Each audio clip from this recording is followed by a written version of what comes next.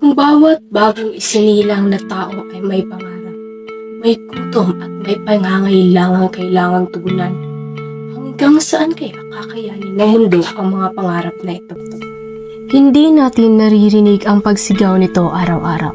Walang malakas na alarma, walang nagbabagong traffic light na nagsasabing stop, too many people. Pero sa likod ng katahimikan, may isang krisis na unti-unting lumalaki.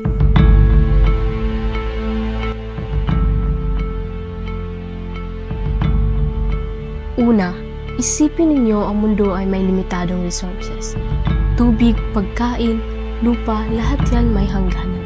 Ngunit patuloy ang pagdami natin.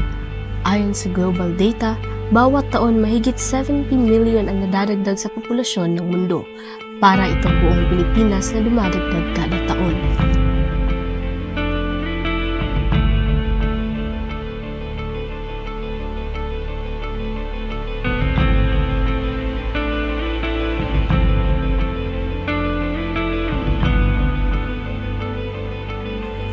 Pangalawa, ang overpopulation ay hindi lang tungkol sa dami ng tao.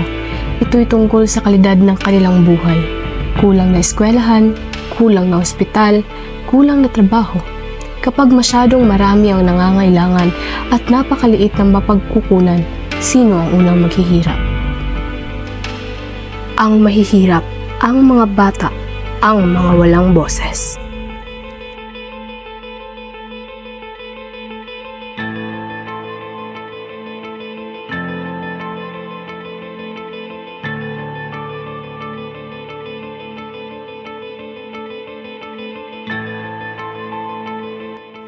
Hindi ko gustong takutin kayo.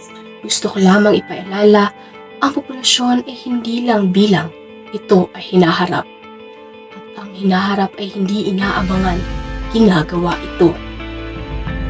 Kung bawat isa sa atin ay may isang hakbang na gagawin, isang bata na tinuruan, isang pamilya na binigyan ng kaalaman, isang environmental action na sinimulan, unti-unti nating mapapawasan ang bigat sa mundong ito. Hindi natin kailangang hintayin maging overcrowded bago kumilos.